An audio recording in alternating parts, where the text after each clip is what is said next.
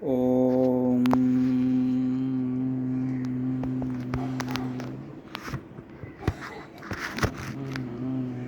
शिवाय। शिव पुराण विशिष्ट संकरण। आज आप पढ़ेंगे भगवान शिव का आज्ञा से सप्तऋषियों का पार्वती के आश्रम पर जा उनके शिव विषय अनुराग की परीक्षा करना और भगवान को सब वृत्तांत बताकर स्वर्ग को जाना। ब्रह्मा जी कहते हैं, देवताओं के अपने आश्रम में चले जाने पर पार्वती के तप की परीक्षा के लिए भगवान शंकर समाधिस्थ हो गए। वे स्वयं आप में अपने ही परात्पर स्वच्छ माया रहित तथा उपद्रव शून्य स्वरूप का चिंतन करने लगे। उस ध्येय वस्तु के रूप में साक्षात भगवान महेश्वरी विराजमान है। उनकी गति का किसी को ज्ञान नहीं होता। वे भगवान वृषभ ध्वज ही सबसे श्रेष्ठ परमेश्वर है तथा उन दिनों पार्वती देवी बड़ी भारी तपस्या कर रही थी। उस तपस्या से रुद्रदेव भी बड़े विस्मय में पड़ गए। भक्ताधीन होने के कारण ही वे समाधि से विचलित हो गए और किसी कारण से नहीं। तदनंतर सृष्टिकर्ता हर ने वशिष्ठ आदि सप्तऋषियों का स्मरण किया। उनके स्मरण करते ही वे सातों ऋषि शीघ्र ही वहाँ पहुँचे। उनके मुख पर प्रसन्नता छा रही थी तथा वे सब के सब अपने सौभाग्य के अधीन सराहना करते थे। उन्हें आया देख भगवान शिव के नेत्र प्रसन्नता से प्रफुल्ल कमल के समान खिल उठे और वे हंसते हुए बोले, तथा सप्तऋषियों, तुम सब लोग मेरे हितकारी तथा संपूर्ण वस्तुओं का ज्ञान में निपुण हो, अतः शीघ्र मेरी बात सुनो। गिरिराज कुमारी देवेश्वरी पार्वती इस समय सुष्टि रचित हो गौरी शिखर नामक पर्वत पर तपस्या कर रही है। मुझे पति रूप में प्राप्त करना ही उनकी तपस्या का उद्देश्य है। जो इस समय केवल सखियां उनकी सेवा में है। मेरे सिवा दूसरी समस्त कामनाओं का परित्याग करके वे एक उत्तम निश्चय पर पहुंच चुकी है। मुनिवर, तुम सब लोग मेरी आज्ञा से वहां जाओ और प्रेम पूर्ण हृदय से उनकी दृढ़ता की परीक्षा करो। वहाँ तुम्हें सर्वदा छल युक्त बातें करनी चाहिए। उत्तम व्रतधारी महर्षियों, मेरी आज्ञा से ऐसा करना है, इसीलिए तुम्हें संचय नहीं करना चाहिए। भगवान शंकर की यह आज्ञा पाकर वे साधु ऋषि तुरंत ही उस स्थान पर आ पहुँचे जहाँ दीप्तिमती जगत माता पार्वती विराजमान थी। सप्तऋषियों ने वहाँ शिवा को तपस्या की मूर्तिमती दूसरी सिद्धि के समान देखा। उनका तेज महान था। वे अपने उत्तम तेज से प्रकाशित हो रही थी। उन उत्तम व्रतधारी सप्तऋषियों ने उन्हें मन ही मन प्रणाम किया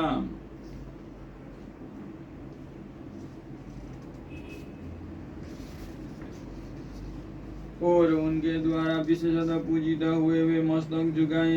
इस प्रकार बोले। ऋषियों ने कहा, देवी गिरिजानंदिनी, हमारी यह बात सुनो। हम जानना चाहते हैं कि तुम किस लिए तपस्या करती हो तथा इसके द्वारा किस देवता और किस फल को पाना चाहती हो। उन ऋषियों ने इस प्रकार पूछने पर गिरिराज कुमारी देवी शिवा ने उनके सामने अत्यंत गोपनीय होने पर भी सच्ची बात बताई। पार्वती बोली, मुनीश्वरों, आप लोग प्रसन्नता पूर्वक हृदय से मेरी बात सुने। मेरे अपनी बुद्धि से जिसका चिंतन किया है अपना वो विचार मैं आपके सामने रखती हूँ। आप लोग मेरी असंभव बातें सुनकर मेरा उपहास करेंगे, इसीलिए उन्हें कहने में संकोच ही होती है। तथापि कहती हूँ, क्या करूँ। मेरा यह मन अत्यंत दृढ़ता पूर्वक एक उत्कृष्ट कर्म के अनुष्ठान में लगा है और ऐसा करने के लिए विवश हो गया। यह पानी के ऊपर बहुत बड़ी और ऊंची दीवार खड़ी करना चाहता है। देवर्षि का उपदेश पाकर मैं भगवान रुद्र मेरे पति हो इस मनोरथ को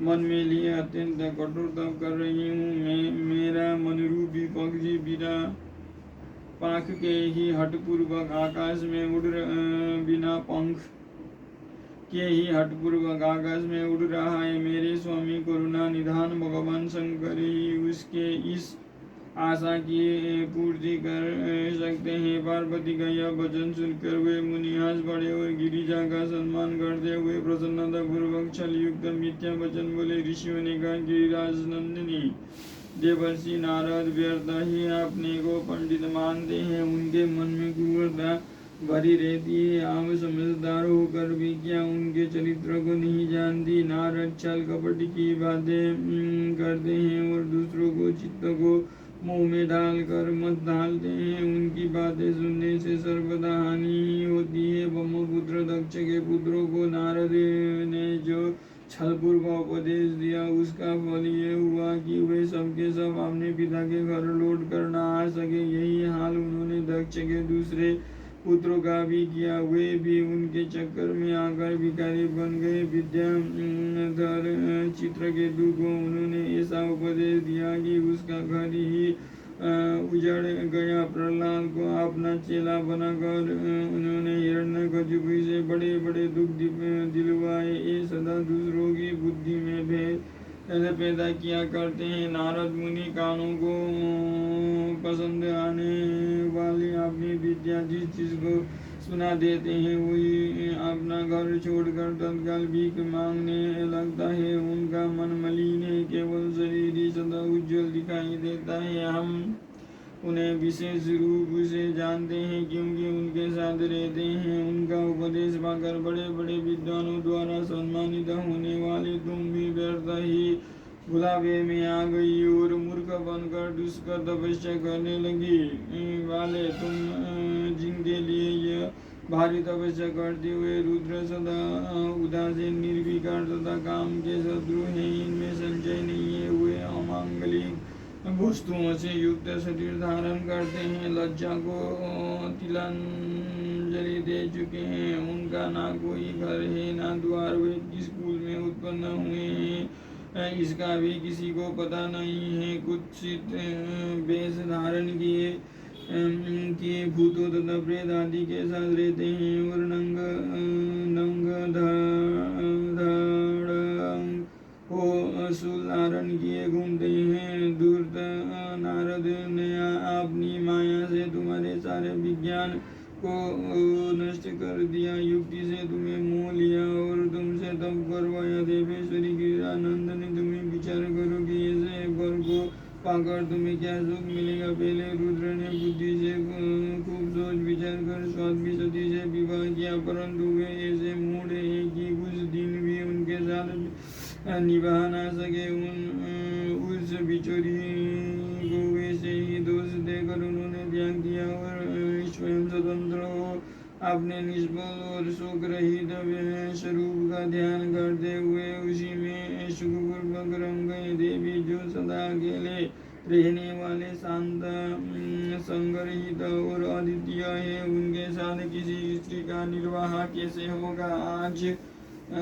आज भी कुछ नहीं बिगड़ा है। तुम हमारी आज्ञा मानकर घर लौट चलो और इस दुर्बुद्ध को त्याग दो। महाभागो, इससे तुम्हारा भला होगा। तुम्हारे योग्य वर है भगवान विष्णु जो समस्त सद्गुणों से युक्त है। वे वैकुंठ में रहते हैं, लक्ष्मी के स्वामी हैं और नाना प्रकार की क्रीड़ाएं करने में कुशल है। उनके साथ हम तुम्हारा विवाह करा देंगे और वो विवाह तुम्हारे लिए समस्त सुखों को देने वाला होगा। पार्वती, तुम्हारा जो रुद्र के साथ विवाह करने का हट है, ऐसे हट को छोड़ दो और सुखी हो जाओ। ब्रह्मा जी कहते हैं, नारद उनकी ऐसी बात सुनकर जगदम्बिका पार्वती हंस पड़ी और पुनः उन ज्ञान विशारद मुनियों से बोली। पार्वती ने कहा, मुनीश्वर, आपने समझ से ठीक ही कहा है, परंतु तीजो मेरा हट ही छूटने वाला नहीं है। मेरा शरीर पर्वत से उत्पन्न होने के कारण मुझ में स्वाभाविक कठोरता विद्यमान है। अपनी बुद्धि से ऐसा विचार कर आप लोग मुझे तपस्या से रोकने का कष्ट न करें। देवर्षि का उपदेश वाक्य मेरे लिए परम हितकारक है, इसलिए मैं उसे कभी नहीं छोड़ूंगी। वेदता भी यह मानते हैं कि गुरुजनों का वचन हितकारक होता है, गुरुओं का वचन सत्य होता है। ऐसा जिनका दृढ़ विचार है उन्हें यह लोक और परलोक में परम सुख की प्राप्ति होती है, दुखी कभी नहीं होता। गुरुओं का वचन सत्य होता है, यह विचार जिनके हृदय में नहीं है उन्हें यह लोक और परलोक में भी दुख ही प्राप्त होता है, सुख कभी नहीं मिलता। अतः जो गुरुओं के वचन का कभी किसी तरह भी त्याग नहीं करना चाहिए। मेरा घर बसे या उजड़ जाए, मुझे तो यह हाट ही सदा सुख देने वाला है। मुनिवरों, आपने जो बातें कही है मैं उसका आपके कहे हुए तात्पर्य से भिन्न अर्थ समझती हूँ और उनका यह संक्षेप में विवेचन प्रस्तुत करती हूँ। आपने यह ठीक कहा है कि भगवान विष्णु सद्गुणों के धाम तथा लीला बिहारी है। साथ ही आपने सदाशिव को निर्गुण कहा। इसमें जो कारण है वो बताया जाता है। भगवान शिव साक्षात परब्रह्म है, अतः वह निर्विकार है। वे केवल भक्तों के लिए शरीर धारण करते हैं, फिर भी लीला लोक की प्रभुता को दिखाना नहीं चाहते। अतः परमहंसों की जो प्रिय गति है उसी को वे धारण करते हैं, क्योंकि वे भगवान शंभु परमानंदमय हैं, इसीलिए अवधूत रूप से रहते हैं। मायालिप्त जीवों को ही भूषण आदि की रुचि होती है, ब्रह्मा को नहीं। वे प्रभु गुणातीत, अजन्मा, माया रहित, अलक्ष्य गति और विराट है। जो भगवान शंभु किसी विशेष धर्म या जाति आदि के कारण किसी पर अनुग्रह नहीं करते। मैं गुरु की कृपा से ही शिव को यथार्थ रूप से जानती हूँ। ब्रह्मर्षियों, यदि शिव मेरे साथ विवाह नहीं करेंगे तो मैं सदा कुमारी ही रह जाऊंगी, परंतु दूसरे के साथ विवाह नहीं करूंगी, यह मैं सत्य सत्य कहती हूँ। यदि सूर्य पश्चिम दिशा में उगने लगे, मेरु पर्वत अपने स्थान से विचलित हो जाए, अग्नि शीतलता को अपना ले तथा कोमल पर्वत शिखर के शिला के ऊपर गिरने लगे, तो भी मेरा हाथ छूट नहीं सकता। यह मैं सच्ची बात कहती हूँ। ब्रह्मा जी कहते हैं, नारद ऐसा उन मुनियों का प्रमाण करके गिरिराज कुमारी पार्वती निर्विकार चित्त से शिव का स्मरण करती हुई चुप हो गई। इस प्रकार गिरिजा के उस उत्तम निश्चय को जानकर वे सप्तर्षि भी उनकी जय जयकार करने लगे और उन्होंने पार्वती को उत्तम आशीर्वाद दिया। मुने गिरिराज देवी की परीक्षा करने वाले वे साधु ऋषि उनको प्रणाम करके प्रसन्नचित्त हो शीघ्र ही भगवान शिव के स्थान में चले गए। वहाँ पहुंचकर शिव को मस्तक नमा उनसे सारा वृत्तांत निवेदन करके उनकी आज्ञा लिए पुनः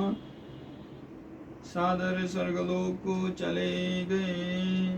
भगवान शंकर का जटिल तपस्वी ब्राह्मण के रूप में पार्वती के आश्रम पर जाना, उनसे सत्कृत हो उनकी तपस्या का कारण पूछना तथा पार्वती का अपनी सखी विजया से सब कुछ कहलाना।